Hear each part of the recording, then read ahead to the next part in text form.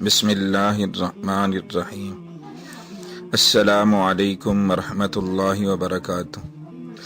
माँ की मोहब्बत का एक अजीब वाक़या।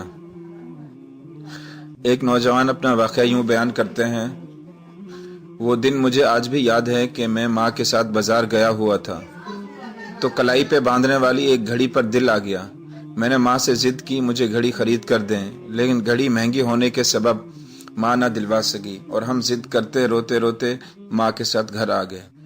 घर आए ही थे कि घर सर पर उठा लिया। उस वक्त की खुशकिस्मती ये थी कि वालिद मोहतरम घर पर मौजूद ना थे, वरना इतना शोर मचाने की मजाल ही ना होती और घड़ी की हसरत सिर्फ हसरत ही रह जाती।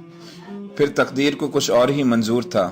फिर साहब हुआ कुछ यूं कि माँ ने खाना दिया और हमने इनकार के साथ साथ खाना भी उठा मारा।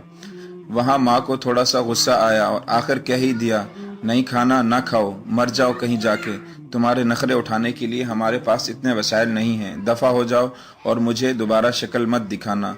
तो साहब अना भी हमारे अंदर खुदा ने दबा दबा कर शुरू ही से भरी हुई थी। माँ के ये अल्फाज सुनना थे कि उठ खड़े हुए और मुंह उठाकर घर से चल दिए।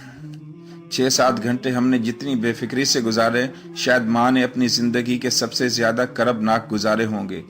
इस बात का अंदाज़ा इस वक्त हुआ जब हमने एक मस्जिद के स्पीकर से अपनी गुमशुदगी का ऐलान सुना तो घर की जानिब रुख कर लिया। रास्ते में मेरा फूफीजाद मिला जो मुझे ही ढूंढने निकला था।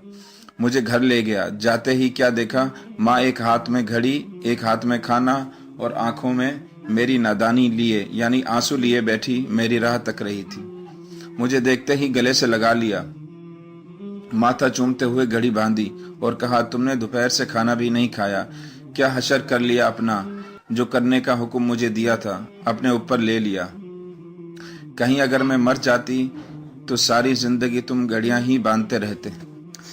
उस दिन होने वाला एक वाकया जो मुझे अब कभी याद आए तो सारा दिन बाल नोचने को जी करता है। अगर रात में याद आए तो सारी रात बिस्तर पर नहीं कांटों पे गुजरती है। हॉस्टल में रहते हुए जी करता है अभी उड़कर माँ के पास चला जाऊं और सर पीट पीट कर इन्हीं कदमों में जान दे दूं। जब माँ हक महर में मिली हुई हजारों की मिल्कियत रखने वाली कान की बालियां सिर्फ 500 रुपए में बेचकर उस दिन मेरे लिए घड़ी लाई थी।